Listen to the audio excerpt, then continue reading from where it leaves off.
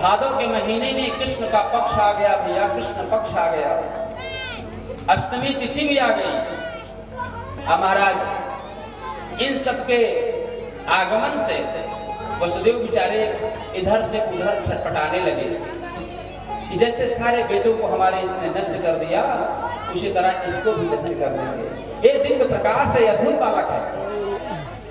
भगवान ने वहीं पर दिव्य अपने आवाज से ब्रह्मादि देवताओं के माध्यम से कहलवाया, सुनो सावधान होकर के, मैं प्रकट होने चल रहा हूं और यहां से हमें नंद जी के यहां पहुंचा देना। कहा महाराज हथकड़ियां लगी है, कहे नहीं आपका काम नहीं है, जो होगा हम देखेंगे। वसुदेव जी से सारी बात को बता दिया और महाराज फिर क्या था, धीरे धीरे करके अष्टमी तिथि भी हो गई, बुधवार आ गया, रोहिणी नक्षत्र भी आ गया, महाराज हर्षण योग भी आ गया। अब क्या था महाराज, जैसे जैसे योग बनते गए परमात्मा के आने के, प्रकृति भी मानो भगवान के स्वागत के लिए प्रकट होने लगी। बबकर्ण आ गया, आधी रात हो गई, मध्य रात्रि भी आ गई।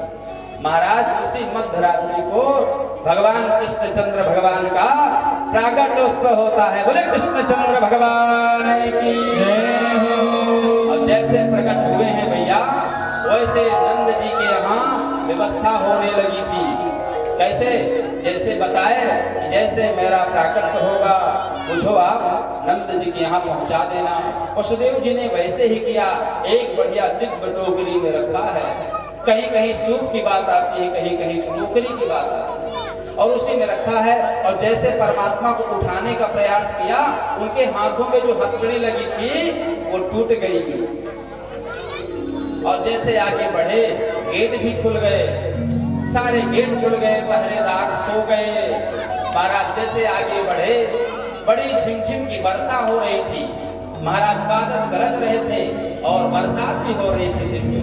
महाराज वसुदेव बढ़ते चले गए, यमुना के किनारे पहुंच गए। यमुना जी ने भी देखा तो बड़ा उफान आई कि मेरे आराध्य आ गए, मेरे देवता आ गए। यमुना जी ने प्रवेश किया है वसुदेव भगवान ने, और फिर देखा कि यमुना तो बढ़ती चली आ रही है। और उस बढ़ते हुए यमुना जी को जो देखा, कृष्ण भगवान ने अपना पैर नीचे कर दिया और यमुना जी ने स्पर्श करते ही वसुदेव जी को मार्ग दे दिया। हाँ, ऐसे दिव्य दिव्य जो प्राकृतिक व्यवस्था है वो सब व्यवस्थित होने लगी। मानो आकाश मंडल से पुष्प की वर्षा हो रही है। घने घने बादल मेघ गरजने लगे, मानो भगवान श्री कृष्णचंद्र के स्वागत के लिए आना चाहते हैं। इतना ही नहीं महाराज, होते करते नंद के घर पहुंच गए। नंद के यहाँ दरवाजा खुला था और महाराज फिर क्या था, यशोदा जी के बगल में एक छोटी सी बालिका नन्ही से रो रही थी। हाँ, और उन्हीं के बगल में उसको लिटाए लल्ला को, और लल्ली को लेकर वापस आ गए। और जैसे जैसे आए महाराज, जैसे जेल के अंदर प्रवेश, अब जैसे उन्होंने उस लल्ली को रखा, महाराज सब मामला गड़बड़ हो गया। किसी ने पूछ लिया, अभी लल्ला को उठाए तो देख के जेल के दरवाजे खुल गए, लल्ली को लेके आए तो फिर बंद हो गए। बोले परमात्मा की तरफ बढ़ोगे तो बंधन में बंध जाओगे।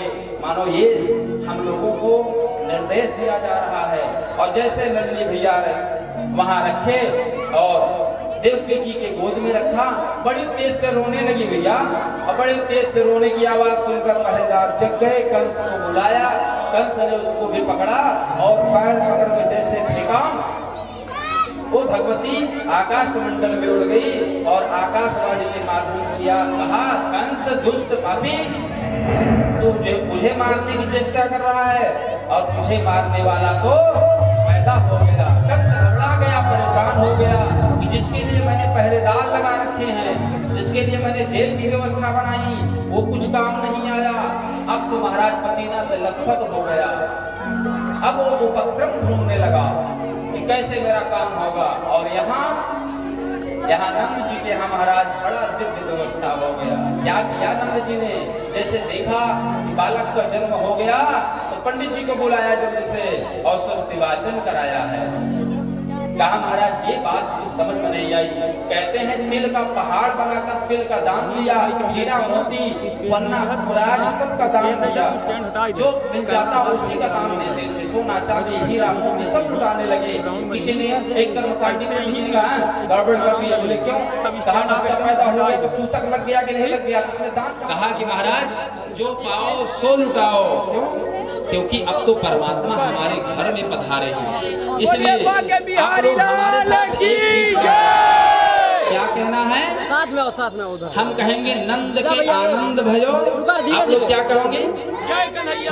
धीरे धीरे नंद के आनंद भयो। अरे बोलिए, अब कब बोलेंगी? नंद को आनंद भयो, जय कन्हैया लाल की, हाथी घोड़ा पाल की, नंद के आनंद भयो, जय कन्हैया नंद के आनंद भयो, जय कन्हैया लाल की, नंद के आनंद भयो, जय कन्हैया लाल की, नंद के आनंद भयो, जय कन्हैया लाल की। बहुत सुंदर शुभ अवसर है। हम देख रहे हैं कि आपके चेहरे पे जो मुस्कान है, आपके चेहरे पे जो प्रसन्नता है, वो सब दिखाई दे रहा। सावधानी पूर्वक जिसको नाचना होगा सात्विक पूर्वक नाचेगा, परमात्मा के लिए नाचेगा।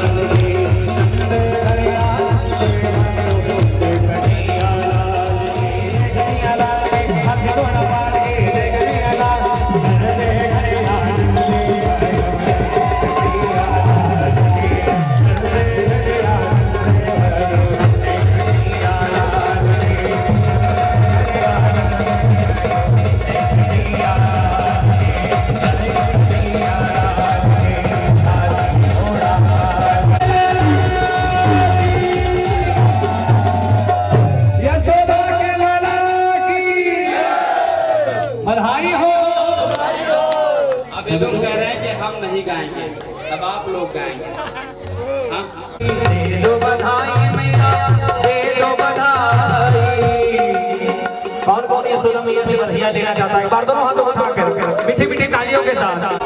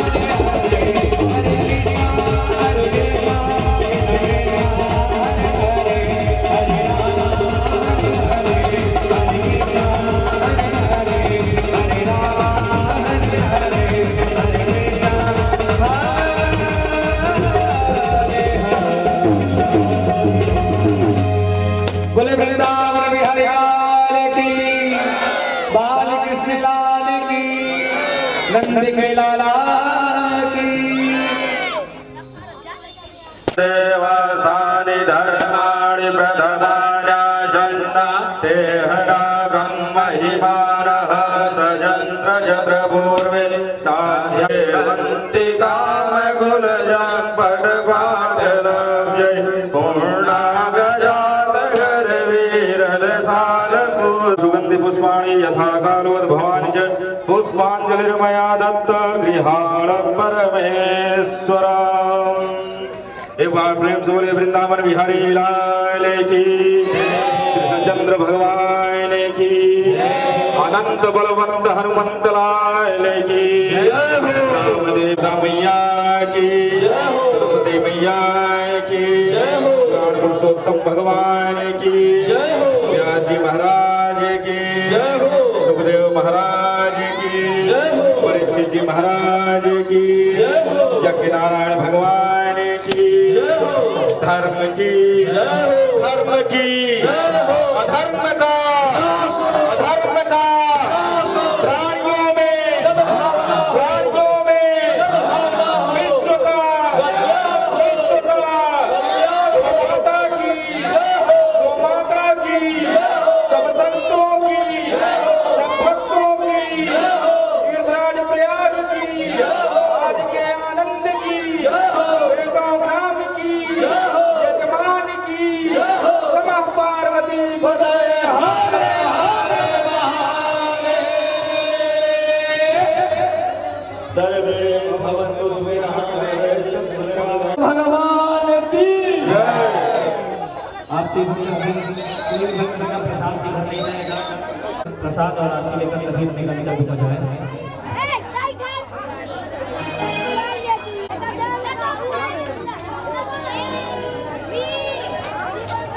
सभी भक्त अपने स्थान में बैठ गए, सभी के पास आरती प्रसाद जा रहा है।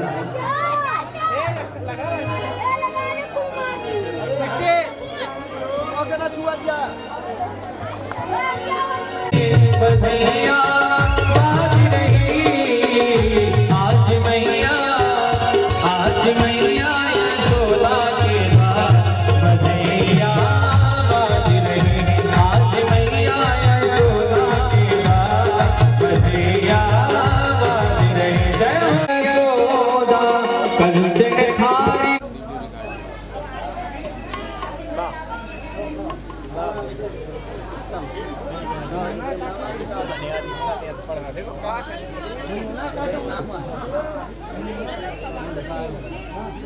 चला आप महाराज बोल गिरे वीडियो होत बनाए, अब वो फोटो रहा।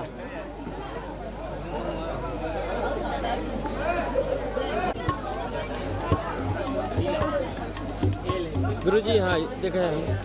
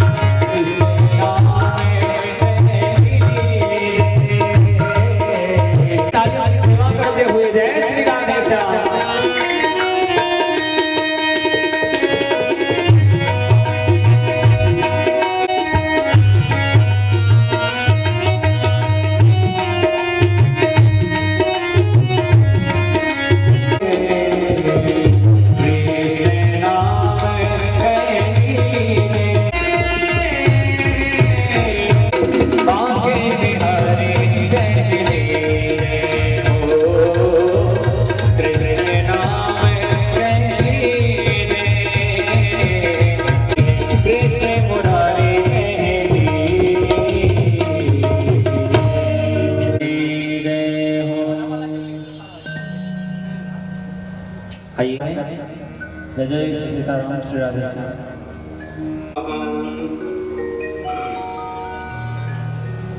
श्री सरस्वत्यै नमः। एवं दूर दराज से आए हुए कथारस के प्रेमी भक्तजन, स्वजन, माताओं एवं बहनों एवं समस्त नगर के भक्तजन, हम आपका सौभाग्य कि सत्संग में हम लोग आवे। गृहस्थी का जो भार है निरंतर बढ़ता जाता है, पाता है तब अगर यही बात बचपन में ही बता दिया जाए, हाँ, तो काम मिल जाए। बताते कब है? जब चार लोग लेके चलने लगते हैं तो कहते हैं कि भैया परंपरा है, चलो पढ़ लो राम नाम सत्य। बड़ा विचित्र संसार है, और किसी को अगर इसके पहले आप जाकर कह दो तो फिर जय सीताराम गवाले। हाँ, मतलब जो सत्य है उसको कहने में गड़बड़ी है। तो ये संसार ऐसे बना है महाराज कि अगर आप इस तरह की बात करेंगे सामाजिक व्यवस्था में तो गड़बड़ है। आप अगर सत्य का मार्ग दिखाएंगे तो आप गड़बड़। और उसको जब चार लोग लेके चलते हैं और कहते हैं राम नाम सत्य है, तो पीछे वाले भी कहते हैं राम नाम सत्य है, लेकिन वो सुनने वाला कहता भैया इसके पहले बताए होते तो ठीक है। चार लोग चलते हैं तो उसका सर ऐसे ऐसे हिलने लगता है। बोला आप क्या कहने से मतलब, जो सुनाई नहीं दे रहा। अर्थात वो कहता है कि दुनिया झूठी है, ये संसार बहुत ही धोखेबाज। रात में जाने खिले कमलया गिरी की सुच शीतल, मंद सुगंध समीर चली न चली। कहते हैं काले कुठारे लिए फिरता, वो तो भाई लिए टहल रहा है कि कौन किसका समय पूरा हो जाए। कितना गड़बड़ काम किए हैं उस समय वो, ये उसको सुनने वाला नहीं है। अरे अंत समय में हिली न हिली, इसकी कोई गारंटी नहीं है कि अंत में भगवान का नाम ले ले।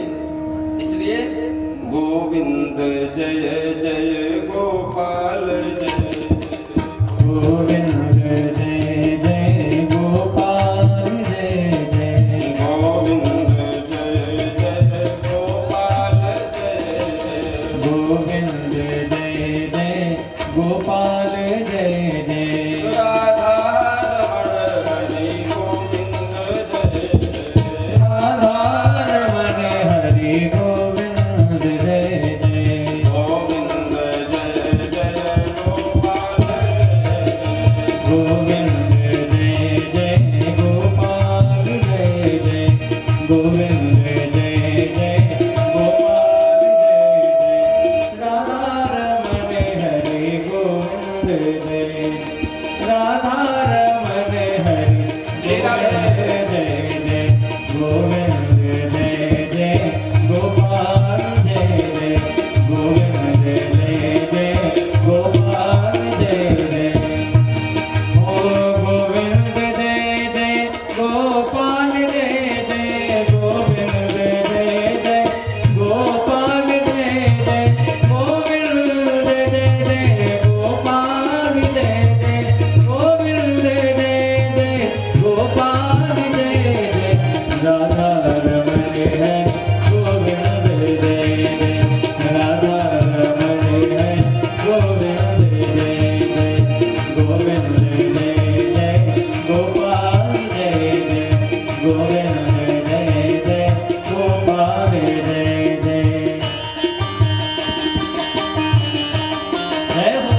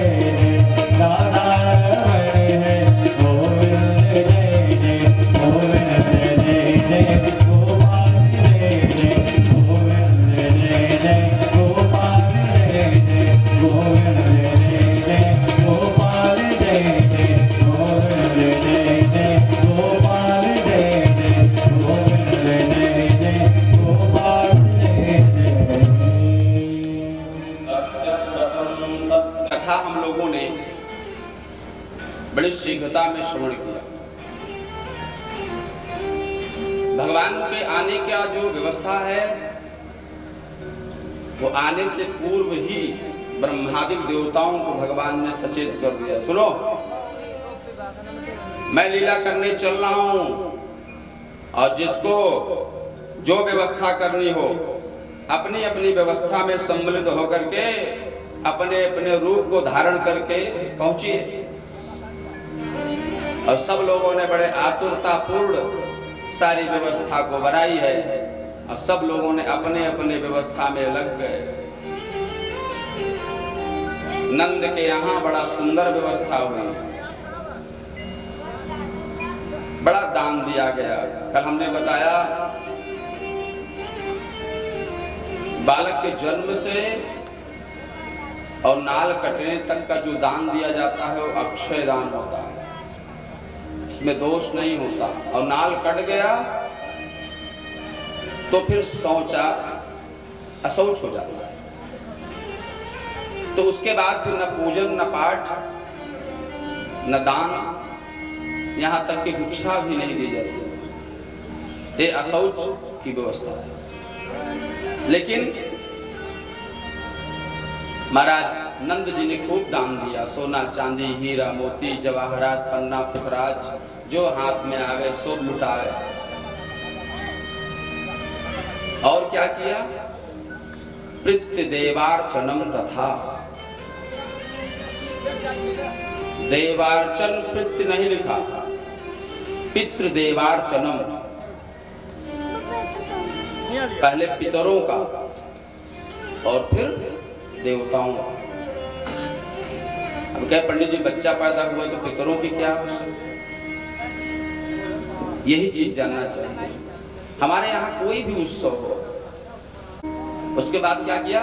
पंडित जी से स्वस्ति वाचन बचवाया। स्वस्ति वाचन, स्वस्ति माने कल्याण, वाचन माने बोलना। कहते नहीं हम लोग देवहु शांतिरंतरिक्षगो शांति, पृथ्वी शांतिरपः शांतिरोगधयः, शांति वनस्पतयः शांतिर्विश्वे देवाः, शांतिर्ब्रह्म शांतिः, सर्वगं शांतिः शांतिरेव शांतिः, सामा शांतिरेधि। कितनी बार हमने शांति शांति कहा है? आकाश तत्व, जल तत्व, पृथ्वी तत्व, अग्नि तत्व, औषधि तत्व सब हमारे शरीर में है। तो उस तत्व की कमी जो हो जाती है हमारे शरीर में तो मामला गड़बड़ाने लगता है। और कृष्णावतार में देखिए, रात दिन में नहीं आएंगे हम, रातें में आएंगे। कृष्ण भगवान रात्रि को आए और मध्याह्न में 12 बजे, उल्टा हुआ। कौन से तिथि को आए? रामावतार में भगवान राम का प्राकट्य नवमी को हुआ, अब कृष्ण भगवान का अष्टमी में। ऐसा इसका क्या मतलब है? नवमी और अष्टमी से हमसे क्या मतलब है?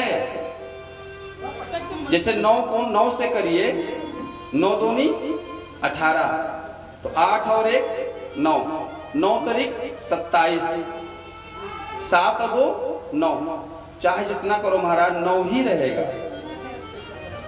अर्थात परमात्मा कृष्णावतार में मर्यादा पुरुषोत्तम है। 9 चौक 36, हाँ 36 9, दोनों अंकों को जोड़ेंगे तो 9 ही आएगा। जरा इधर देख लीजिए कृष्णावतार में अष्टमी को आएगा, 8 दूनी 16, 1 6 1 7, अष्टमी को आए और दोबारा जब आपने गुणा किया तो 7 बचा, 8 तारीख 24, 4 2 6, कम होता चला जा रहा है। ये परमात्मा की विशेष लीला है। अष्टमी और नवमी को आने का जो क्रम है, भगवान कृष्ण कहते हैं मैं कब छोटा हो जाऊं कब बड़ा हो जाए इससे कोई मतलब नहीं है, सर्वोपरि हूं, सर्व अधिकार सुरक्षित है, इसलिए अष्टमी को आया। अच्छा ये बताइए, भगवान राम का जब जन्म हुआ, प्रकट हुए भगवान, तब क्या करते थे? जो आज्ञा करते थे माता और पिता, उसको मानते थे। कृष्णावतार में क्या हुआ? अभी प्रकट नहीं हुए, आए नहीं, पहले आदेश देना शुरू कर दिए, पिताजी वसुदेव जी, हाँ क्या करना है? बोले जैसे मेरा जन्म हो यहाँ से हमको एक टोकरी में रखो, नंद जी के यहाँ भेजो। कृष्णावतार में परमात्मा जैसे आए वैसे आदेश देने लगे। और क्या है अंतर?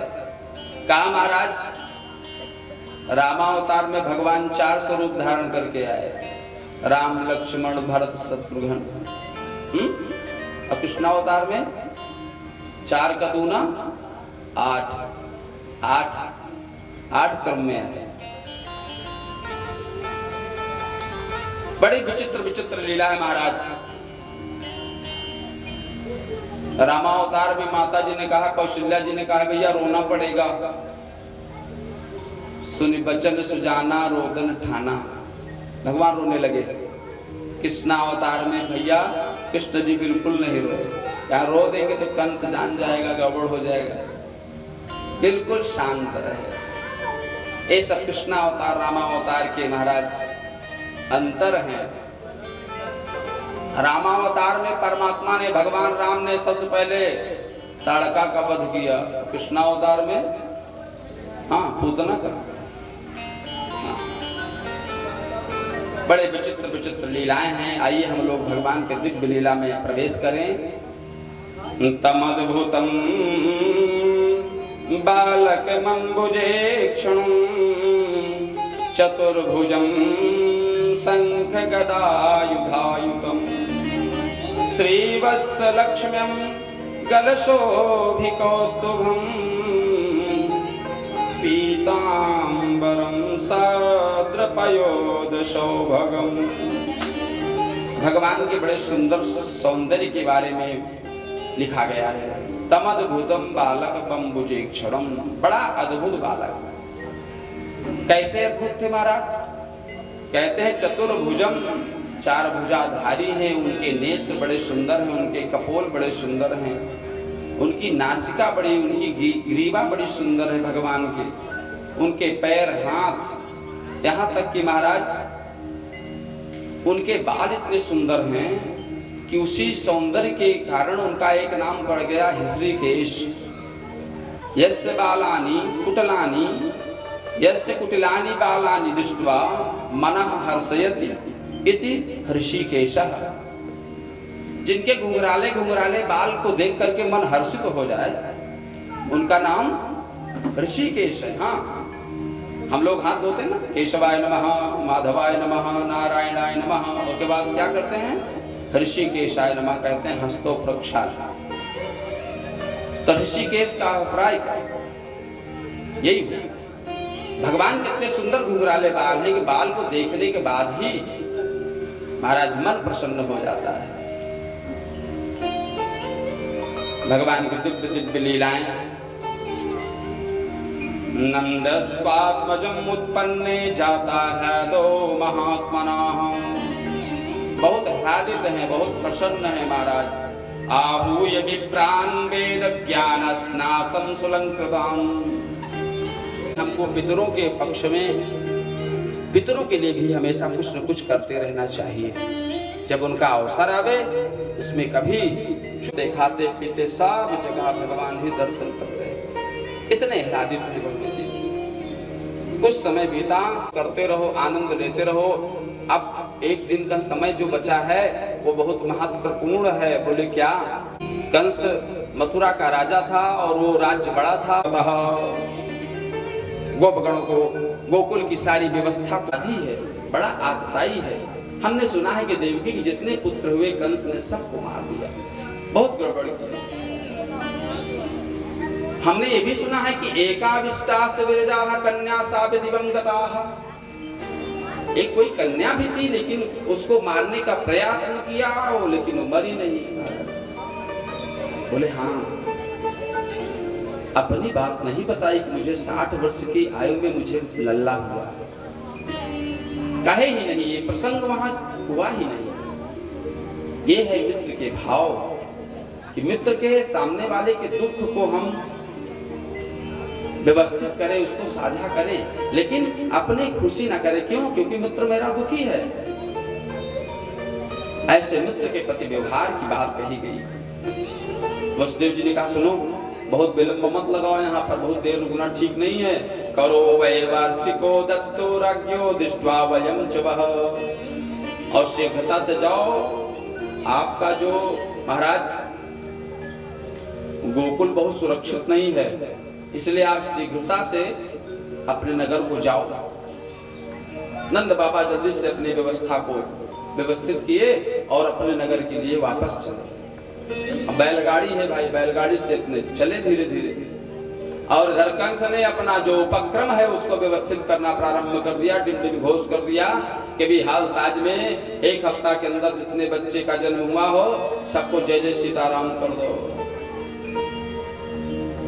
अब उसमें एक युक्ति आई, बोले छोटे से बच्चे को के पास जाएगा कौन? सारी गतिविधि बनी। एक बकासुर था, उसी की एक बहन थी जिसका नाम था बकी। उसने कहा हमको लगाओ, हम व्यवस्थित कर देंगे। कहा कैसे व्यवस्थित करो? कहा छोटा सा बच्चा को क्या चाहिए? दुग्ध चाहिए, और दुग्ध एक महिला ही व्यवस्थित कर सकती है। इसके लिए हमको व्यवस्थित करो, और इसके लिए वो तैयार हो गई। अपने स्तनों में कालकूट नाम का विष लगाएंगे, और जो छोटे छोटे बच्चे मिलेंगे उनको उठाएंगे, स्तनपान कराएंगे। जय सीताराम। सीधे से मामला, कोई जान भी नहीं पाएगा, काम भी बन जाएगा। कहा सुनो, अगर इस भेष में जाओगी तो सब जान जाएंगे। कहा ना मैं मायावी हूँ, हम स्वरूप बनाना और बदलना दोनों जानते हैं। व्यास जी ने बड़े सुंदर एक श्लोक में पूतना कितनी सुंदर है, बकी कितनी सुंदर है, उसके बारे में बताया कि ताम केश बंध व्यस्थित मल्लिकायाम बृहत् स्तनम कृच्छैव मध्यमाम सुवास संकर्ण कंपित कर्ण भूषणम विशोलतन कुंडल मंडितांगम। क्या किया उसने? बड़े सुंदर बाल बनाया, बाल में माला लगा लिया। ताम केश बद्ध व्यस्थित मल्लिकायाम, अपने बालों में बड़े सुंदर सुंदर माला लगाया। अब महाराज उसकी सुंदर सुंदर साड़ी और सुंदर सुंदर करधनी, पायल, झुमके सब का वर्णन किया। कितनी सुंदर व्यवस्था में बन करके वो पहुंच गई महाराज गोकुल। वहां समस्त महिलाएं जितनी थी, गोप गणाएं थी, सब देखने के लीला के लिए परेशान थी कि हम भी एक झलक देख ले, बलैया ले ले। का बस इसी में वो भी पहुंच गई सज बज धज के। सब लोगों ने देखा, एक दूसरे महिलाओं ने देखा, ये कौन है, बड़ी सुंदर है। हो सकता है कि कोई चचेरी ममेरी बुआ हो, नहीं मौसी हो, हाँ दूर की होगी, कोई नहीं पहचान पा रहा, कोई बात नहीं है। और उसी भीड़ में जब सब सारी महिलाएं जा रही थी, उसी भीड़ में वो भी प्रवेश कर गई महाराज यशोदा जी के घर में। और लल्ला के पास उसी छोटे से पालने में आंगन में महाराज लेटे थे, और वहीं पहुंच गई। और पहुंच करके वो भी बड़े बड़ों से देखना प्रारंभ कर दिया। और जैसे वो पूतना पहुंची और लल्ला को देखने लगी, तो लल्ला ने नेत्र को बंद कर दिया। महात्माओं ने कहा, रे कृष्ण भगवान ने नेत्र को क्यों बंद कर लिया भाई? क्या इसलिए बंद कर लिया? क्योंकि ये माँ का तो स्वरूप बनाई है, लेकिन मारने के दृष्टिकोण से बनाई है। पूतना, पूत माने होता है पवित्रता, और ना माने नहीं। जो पवित्र नहीं है, परमात्मा कहते हैं मैं उससे नहीं देखता, इसीलिए नेत्रों को बंद कर लिया। और कई भाव आए। कहा पूतना, इसके कोई बच्चे नहीं थे, इसके कोई पुत्र नहीं थे, तो पुत्र जिसके नहीं है मोह क्या जानेगा, ममता क्या जानेगा कि बच्चा छोटा सा है, मर जाएगा, विषपान करेंगे, इसलिए बंद कर लिया। कहा नाना महाराज इसलिए बंद कर लिया क्योंकि पूतना स्तन में कालकूट विष लगा के आई थी। तो भगवान ने कहा मेरा अवतार यहाँ माखन मिश्री खाने का है, सबसे पहले हम जहर पिए क्या? ये काम हमारा नहीं है, इसलिए नेत्रों को बंद कर लिया। इसलिए नेत्रों को बंद कर लिया कि भगवान के नेत्रों में बड़ा जादू है। भगवान जिसके तरफ देख दे वो मोहित हो जाता है। अब कदाचित मेरे नेत्र से नेत्र मिल गया अगर पूतना का, तो मामला जो मारने के दृष्टिकोण से आई है वो मोहित हो जाएगी, मार नहीं पाएगी, ये उपक्रम कर नहीं पाएगी। इसलिए भगवान ने नेत्र को बंद कर लिया। कहा नेत्र को इसलिए बंद कर लिया कि हे परमात्मा मेरे आराध्य, आपको विष पीने का बड़ा बढ़िया व्यवस्था है, अभ्यास है, आप आओ, बड़ा सुंदर विष है, आप पी लो। अपने आराध्य महादेव का ध्यान किया मानो, इसलिए नेत्रों को बंद कर लिया। बहुत सारे भाव महात्माओं के द्वारा आते हैं। बड़े दिव्य ढंग से एकांत देखा और पूतना ने भगवान को उठा लिया और उठा करके एकांत में जाने का प्रयत्न किया और एकांत में जाकर के अब उनका मुंह अपने स्तनों में लगा दिया कि इसको जैसे पिएंगे मामला बन जाएगा सब। तब क्या हुआ महाराज? अनंत मारोप मनंक नंतकम यथागरम सुप्त बुद्धधि। कहते हैं महाराज जैसे किसी सोते हुए सर्प कोई सो रहा हो, उसको कोई रस्सी समझकर पकड़ ले, और जैसे पकड़ेगा महाराज सर्प को फिर स्वाभाविक है। उसी तरह पूतना ने इस नारायण को, परमात्मा को एक छोटा सा सामान्य बालक समझ के उठा लिया। व्यास जी ने लिखा, क्या लिखा? कहा अनंत मारोप मनंक मंतकम।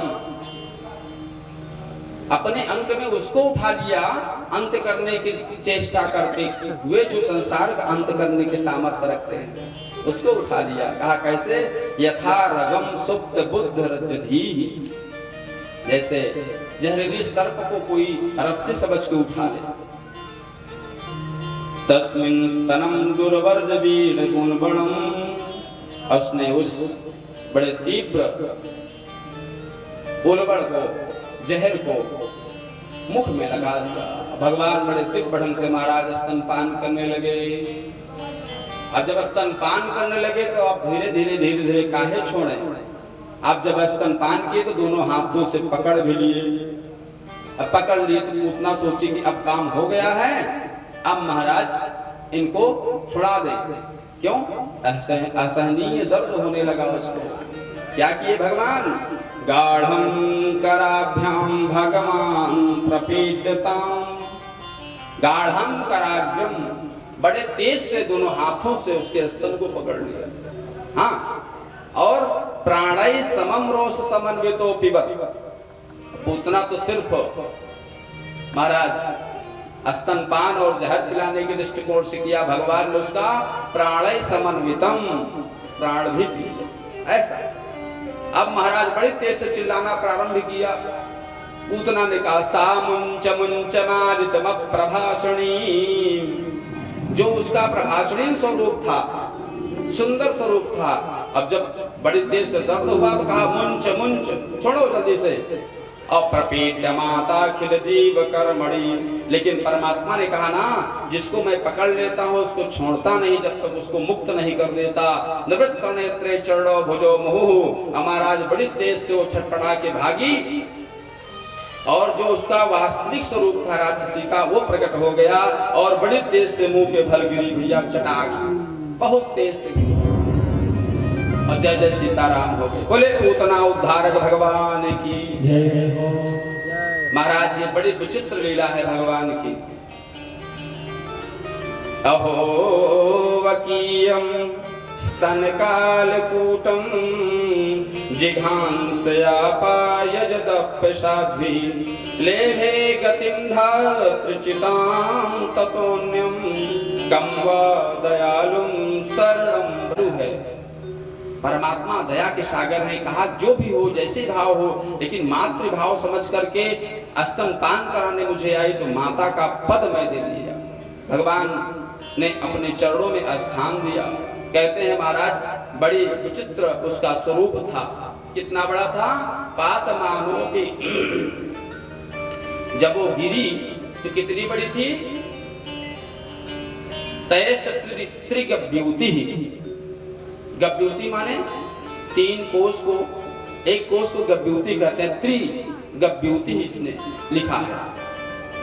9 किलोमीटर का उसका शरीर बन गया जब गिरी थी, और इतनी दूर की जितने वृक्ष थे, लताएं थी, गुल्म थे, सब चौपटानंद हो गया। हाहाकार मच गया, सब लोग चिल्लाने लगे, रे क्या हो गया, क्या हो गया। दौड़ के सब लोग आए, ग्वाल बाल देखा तो महाराज एक विशाल काय कोई महिला पड़ी है और उसके ऊपर भगवान नारायण खेल रहे हैं, हंस रहे हैं। सब लोगों ने सीढ़ी उड़ी लगा के उतारा। नंद जी भी तब तक आ गए। महाराज वृक्षों को काटा गया, तब रास्ता मिला और सारे वृक्षों को काट करके एकत्रित किया, उसी में अग्नि लगाई गई तो बड़ा दिव्य सुगंध हुआ। सब लोगों ने कहा सुगंध काहे आ रही भैया, राक्षसी का शरीर है। बोले महाराज जिसको परमात्मा स्पर्श कर ले उसके शरीर से दुर्गंध आ ही नहीं सकती। ऐसे ऐसे सुकृति भगवान ने दिव्य ढंग से किया है। जल्दी से यशोदा जी गई हैं और अपने लल्ला को जल्दी से उठाई हैं और उठा के लाई हैं। कहें कि भैया छोटा सा लल्ला एक आई कहाँ से? किसी ने कहा कहीं से आ रही, किसी ने कहा आकाश से उड़ रही थी, किसी ने जो जिसका मन आया कहा। लेकिन यशोदा जी ने लल्ला को लिया, झाड़ फूंक किया। जानते हैं क्या किया? सबसे पहले यशोदा जी ने गोमूत्रेण स्नापयित्वा पुनर्गोरजमर्भकम्, गाय के गोबर से, गाय के मूत्र से स्नान कराया। हाँ, इतना सुंदर व्यवस्था है, हम आप इसका पालन नहीं करते। अब गाय के पूंछ से ही झाड़ा भी लगाया कि ये राक्षसी स्पर्श कर ली है बच्चे को, गड़बड़ा नहीं। तो गाय के मूत्र से स्नान कराया और पुनर्गोरज साभरकम, अर्थात पुनः गाय के मूत्र और गाय के गोबर से स्नान कराया। पवित्रता के लिए बड़े दिव्य ढंग से व्यवस्थित किया और लल्ला को बड़ा स्नेह दिया, लालन पालन किया। समय चलता गया महाराज। एक दिन गर्गाचार्य प्रकट हो गए, आ गए, जो इनके महाराज पुरोहित जी थे तो कंस के, लेकिन घूमते टहलते आ गए। उनको मालूम था, कहा ठीक है, लेकिन एक काम करिए कि कंस को पता न लगे और गोपनीय ढंग से इसको करा जाए। बोले कहाँ किया जाए? तो उन्होंने बताया गौशाला में। कहा गोपनीय भी रहेगा, व्यवस्थित भी रहेगा। देखिए, जो हम अपने घर में कोई भी कर्म करते हैं, पूजा करते हैं, पाठ करते हैं या यागादि करते हैं, तो जो जितनी की व्यवस्था होती है उतना ही मिलता है। और इसी प्रक्रिया को अगर हम गौशाला में करते हैं तो 100 गुना अधिक लाभ मिलता है। और अगर उसी को गंगा के तट पर किया जाए तो कहा महाराज 1000 गुना अधिक फल मिलता है। गंगा का तट हो, शिवालय हो तो करोड़ गुना। इसीलिए गर्गाचार्य जी ने कहा कि चलो गौशाला में ही नामकरण संस्कार किया जाए। कहा सुनिए, बच्चों को लेके आइए, एक बड़े विद्वान आए हैं, नामकरण संस्कार होगा। यशोदा और रोहिणी दोनों लोग कहा देखते हैं पंडित जी कितने विद्वान हैं। ऐसा करो, मेरे बेटे को आप ले लो और आपके बेटे को हम ले लेते हैं। अगर विद्वान होंगे तो जान जाएंगे, और ऐसे काम चलाऊ होंगे तो क्या जान पाएंगे। ऐसा ही किया उन्होंने। और महाराज फिर क्या था कि नेत्रों को देखते आनंदित होते। तो माताओं ने कहा है पंडित जी, नामकरण करने आए हो कि बार बार निहार रहे हो? हाँ, या बिल्कुल करते हैं। सोच रहे थे कि कौन सा नाम रखें, यही विचार कर रहे थे। बोले हाँ ठीक। तो कहा कि इच्छा व्रत, चलो ठीक भैया। का अयम ही रोहिणी पुत्रो रमयन् श्रुधयो गुणैहि, ये जो आपने ले रखा है ना इस बच्चे को, यशोदा जी से कहा, यशोदा जी जिस बच्चे को आप ले रखी हो, अयम ही रोहिणी पुत्र, ये तो रोहिणी जी का पुत्र है।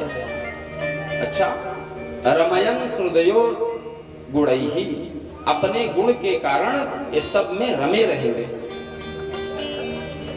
आख्यास्ते राम इति बलाधिक्या बलम विदुः, बड़े बलशाली होंगे, बल के अधिक होने की वजह से इनका नाम बलराम। अच्छा, ये नामकरण हो गया। इनके लिए बड़े दिव्य व्यवस्था को बताया। का शुक्लो रक्त तथा पीता इदानाम कृष्णताम गतः,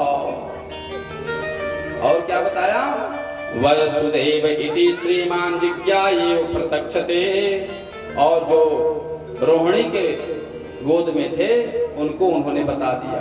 कहा महाराज इनका नाम कृष्णताम गतः, इनका नाम कृष्ण होगा।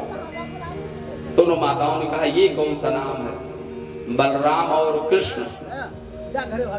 कहा भाई नामकरण संस्कार हुआ, उसके अंतर्गत जो आया हमने उसका नामकरण किया। कहा सुनो बहन। बोले क्या? कहा पंडित जी ने तो पता नहीं कौन कौन सा नाम रख दिया, वो तो ठीक नहीं है, बहुत देर लगेगी बुलाने में, चलो हम लोग भी कुछ नाम रख देते हैं। तो बलराम का नाम कनुआ रखा और कृष्ण भगवान का नाम बलुआ और कनुआ लग दिया। बलराम जी का नाम बलुआ यानी बल जाता है, और कृष्ण का नाम का से था तो कनुआ रख दिया। इन माताओं का अपना नाम रखने का अलग तरीका होता है। अब वो कहते हैं बस इसी नाम से हम बुलाएंगे, कनुआ और बलुआ कहेंगे। कृष्ण कहने में तो बहुत टाइम लगे, बहुत समय लगेगा। ऐसे ऐसे विचित्र विचित्र व्यवस्थाओं को देखते हुए महाराज अब भगवान थोड़े से बड़े होने लगे। अब जब चलने लगे तो बड़ी प्रसन्न चित्त हो गई। बहुत सारे से व्यवस्था करके गांव में लड्डू बांटा है। कहते हैं भगवती भगवान के स्वरूप को देख करके आनंदित रहती है। एक दिन यशोदा जी ने बड़ा दिव्य ढंग से मक्खन निकाला और निकाल करके कन्हैया के लिए व्यवस्थित किया कि वो अपने पराक्रम से, वैसे तो उनके यहाँ बहुत सारे कर्म करने वाले दास दासियां रहती थी, लेकिन भगवती यशोदा अपने हाथ से मक्खन निकालती और उसको भगवान को खिलाती, भोग लगाती। अच्छा, एक दिन भगवान तोतली भाषा में बोले, ये बताओ माता जी। बोले क्या? कहा आपको दूध प्यारा है कि पूत प्यारा है? अरे ना लल्ला मुझे तो पूत प्यारा है। अरे दूध तो बहुत गैया है, सारी व्यवस्था हो जाएगी, लेकिन तू तो अकेला है ना, तू तो पूत है, मेरा बड़ा प्यारा है, तू प्यारा है। अच्छा चलो ठीक है। और भगवान ने दिव्य लीला किया। कहा बहुत तेज से भूख लगी है। यशोदा जी ने अपने पल्लू में छिपाया, स्तनपान करा रही थी, तभी चूल्हे पे बर्तन में दूध रखी थी कि उबल जाए, और अभी भगवान स्तनपान कर ही नहीं पाए थे महाराज। और जैसे दूध उफान में आया, यशोदा जी ने जल्दी से लल्ला को बगल किया और जल्दी से जाकर के दूध को उतार लिया। कृष्ण भगवान के नेत्र लाल हो गए। अभी तक तो आपने कहा कि नहीं दूध नहीं पूत प्यारा है, और दूध में जैसे उफान आया दूध प्यारा हो गया। कृष्ण भगवान छोटे से थे महाराज, वहां पर जितनी छोटी छोटी मटकियां थी सबको तोड़ डाले, फोड़ डाले महाराज। बड़ी पुरानी पुरानी मटकियां थी। यशोदा जी ने देखा तो बड़ा क्रोध आया, और जब भूख लगेगी तो समझ में आएगा आज के बाद तू इस तरह की उद्दंडता नहीं करेगा। भगवान ने कहा चलो कोई बात नहीं, आप अपना कार्य करिए, हम अपना कार्य करते हैं। घसीटते घसीटते कृष्ण कन्हैया ऐसे जगह पहुंच गए जहां पर एक वृक्ष था जिसमें दो शाखाएं थी, नीचे से ही दो था। उसी के बीच में प्रवेश कर गए महाराज, और बड़ी तेज से खींचा। उलूखल में बांधी थी, वो उसी में लगा रह गया, और जैसे आगे बढ़ के खींचे दोनों पेड़ धड़ाम से गिर पड़े महाराज, और उसी में से दो कुमार खड़े हो गए, प्रणाम किया है। कृष्ण भगवान ने कहा कि कल्याण वस्तु।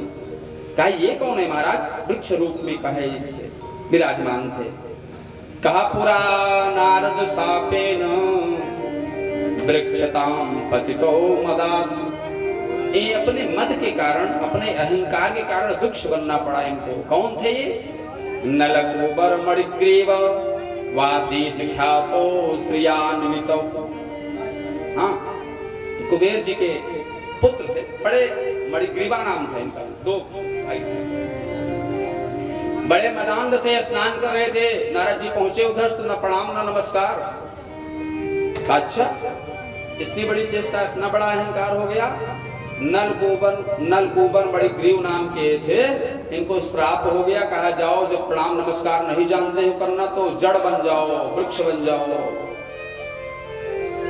क्योंकि मनुष्य का एक क्रम है, जो झुकना नहीं जानता, जो प्रणाम करना नहीं जानता, जो अपने संस्कार को नहीं जानता, जो अहंकार में तना रहता है, वो मनुष्य नहीं है।